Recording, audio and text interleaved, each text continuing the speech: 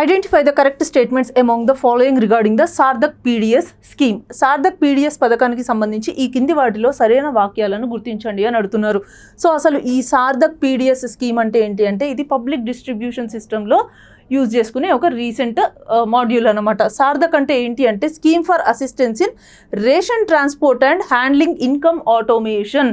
ఇది మెయిన్గా ఈ పీడిఎస్ పబ్లిక్ డిస్ట్రిబ్యూషన్ సిస్టమ్ అంటే ఏంటి, మన రేషన్ షాప్లకి ఏవైతే బియ్యం వగైరా అన్నీ సరఫరా అవుతాయో దాన్ని అడ్వాన్స్డ్గా మానిటర్ చేయడం అనమాట. Artificial intelligence, machine learning and ఇవన్నీ యూజ్ చేసి మానిటర్ చేయడం. అంటే రియల్ టైం మానిటరింగ్ అనేది జరుగుతుంది. ఫుడ్ గ్రెయిన్స్ కరెక్ట్గా డెలివరీ అవుతున్నాయా లేదా అనేది ట్రాన్స్పరెంట్గా ఇన్ఫర్మేషన్ని దీని ద్వారా ప్రొవైడ్ చేయడం అయితే జరుగుతుందన్నమాట.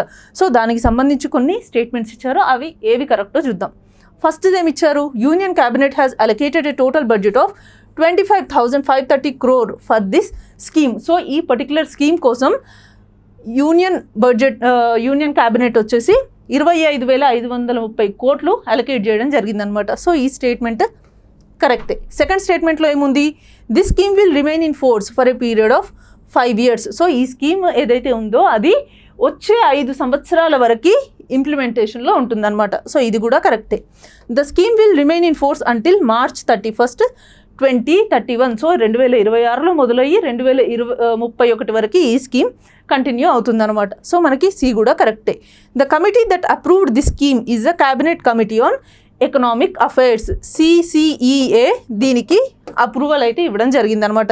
సో మనకి ఫోర్త్ ఆప్షన్ కూడా కరెక్టే. సో ఇక్కడ all of the above are correct. So జనరల్గా పబ్లిక్ డిస్ట్రిబ్యూషన్ సిస్టంలో ఏమవుతుంది అంటే ఈ ఫుడ్ గ్రెయిన్ డెలివరీలో చాలా కరప్షన్ జరుగుతుందనమాట. అంటే అవి వెళ్ళాల్సిన టైంకి వెళ్ళవు. మనకి ఫుడ్ చైన్ సప్లయర్స్ ఉంటారు కదా, మన రేషన్ షాప్ డీలర్స్ ఉంటారు కదా, వాళ్ళకి కరెక్ట్ డెలివరీ అవ్వకపోవడము, లేకపోతే కొన్నిసార్లు తక్కువ రావడము, లేకపోతే ఆ డిస్ట్రిబ్యూటర్స్కి కరెక్ట్గా వెళ్ళినా కూడా వాళ్ళు సరిగా సప్లై చేయకపోవడము, ఇట్లా మల్టిపుల్ ల్యాగ్స్ అనేవి అయితే ఉంటాయన్నమాట. సో వాటన్నిటినీ కూడా మెల్లిమెల్లిగా తగ్గించడం కోసమే ఇలాంటి ఒక రియల్ టైం మానిటరింగ్ సిస్టమ్ని ఇంప్లిమెంట్ చేయడం జరిగిందనమాట.